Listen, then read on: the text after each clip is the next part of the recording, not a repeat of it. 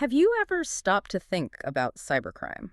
Not just, data breaches, but how these criminal groups are actually using our everyday financial systems. And sometimes, even really young people. Hmm. Well, today we're doing a deep dive into exactly that. There's been a pretty significant cybercrime bust over in Punjab, India. Yeah, I saw that. And our sources are pointing towards something quite specific. The takedown of this interstate Mule account racket. It really opens your eyes to a different side of digital crime. It really does. And what's so insidious about this kind of fraud is how it works on two levels. It hits weaknesses in the banking system, sure, but it also taps into that very human desire for, well, quick cash. Right. And that turns ordinary people, sometimes without them fully realizing it, into part of the problem. It makes it incredibly tough for police to investigate, and it leaves all of us more vulnerable. So let's get into the specifics. Who did the Punjab Police Cyber Crime Wing actually arrest here? Okay, so they brought in 4 people. Right, 4 individuals. And what struck me was their age, all between 21 and 24. Just kids, really, from Amritsar and Fazilka district. Exactly. So young. What does that tell us? I mean, about who these networks are targeting, or maybe how they recruit? That's a really key point. These young people were allegedly running or helping run what we call mule accounts. Okay, explain that. What exactly is a mule account in this context? So basically, picture this. Someone lets cyber criminals use their legitimate bank account. Often they're tempted by, a commission, some easy money. Uh-huh. The criminals then use that account to funnel huge amounts of fraudulent cash. It means the main scammers can move money around while keeping their own hands clean, officially.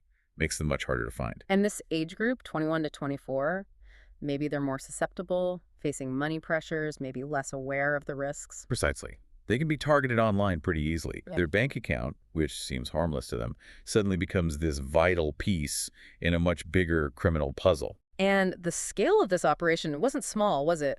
Looking at what the authorities found. No, definitely not. They recovered, let's see, nearly 11 lakh rupees in cash. That's significant. Plus 9 mobile phones, 10 SIM cards, 15 bank passbooks. But this is the kicker. 32 debit cards. 32, yeah. That's not just a few people helping out. 32 debit cards. That sounds organized, like really structured. Absolutely. Each one of those cards is potentially a separate channel for moving dirty money. Yeah. It suggests, not just lots of mules, but maybe even different layers within the operation, different roles, perhaps specific routes for laundering the cash. It's way beyond just casual fraud. Right, a proper system. And this local bust, it wasn't happening in a vacuum either. The Punjab police were working closely with the Indian Cybercrime Coordination Center, the I4C. Ah, the I4C, so the national body. Exactly. That's India's main hub for coordinating cybercrime intelligence and operations across different states. And you really need that kind of nationwide teamwork to hit these financial cybercrime networks effectively. Because they operate across borders, state lines. Precisely. This racket was described as interstate.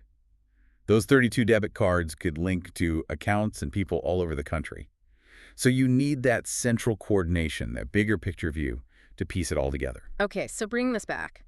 What does this mean for, for you listening? What's the big takeaway here for just the average person trying to stay safe online? Well, the main warning from the police is crystal clear, and honestly, it can't be stressed enough. Ah, Never, ever share your personal bank details. never. And definitely don't hand over control of your bank account to someone else, no matter how tempting that promise of quick money might seem. It sounds obvious, but people must fall for it. They do. And it's not just about losing money. Getting involved, even in what seems like a small way, like letting someone use your account, that can land you in serious legal trouble. We're talking hefty fines, even prison time. Wow.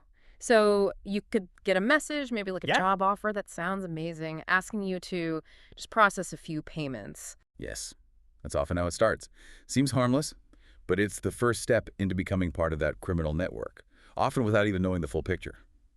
It shows how easily people can get pulled in. So this whole Punjab case, it really shines a light on how sophisticated these digital fraud rings are getting. And Yeah. I guess how important it is for all of us to just be vigilant. Definitely vigilant. And it kind of leaves us with a bigger question, doesn't it? How do we, as individuals, actually protect ourselves better? Mm. And maybe even help make the whole digital space safer? Especially when, for some people, tempted by quick cash, that line between being an innocent helper and an accomplice, well, it can get really blurry really fast. It's something we all need to think about.